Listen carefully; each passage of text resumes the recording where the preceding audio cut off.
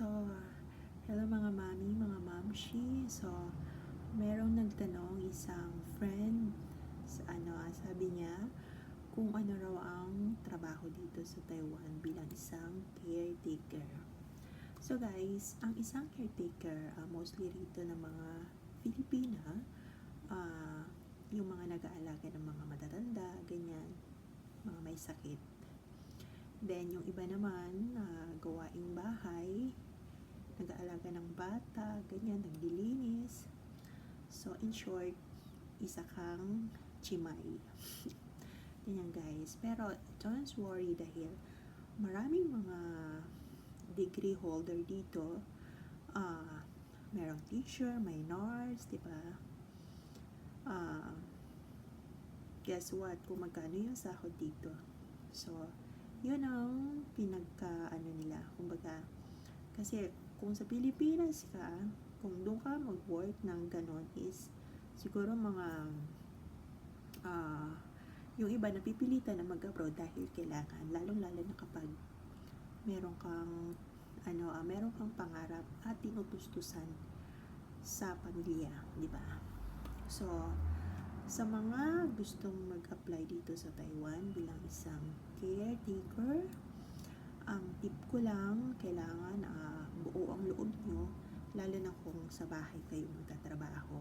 Kasi kung hindi buo ang loob nyo, huwag na kayong tumuloy, ganyan. Kasi dito mo mararanasan yung hirap. Of course, mag-isa ka lang lumalaban sa buhay, ganyan. Kung susuko ka, yung goal mo, hindi mo makukuha. So yun guys, ako, matagal na rin akong OFW since 2014. So, nagtsatsaga at nagtitiis dahil meron tayong pangarap. Yan.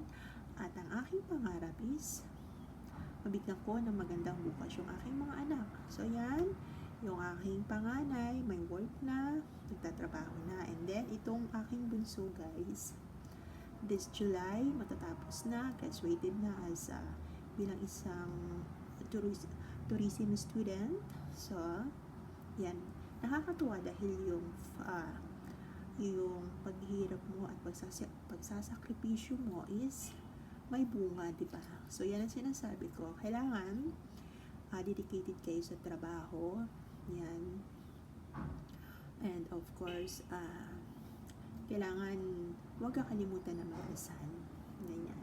Of course, kailangan magdasal tayo pero mayroong gawa. Ganyan. Diba sabi nga nila, nasa tao ang gawa, nasa Diyos ang awa.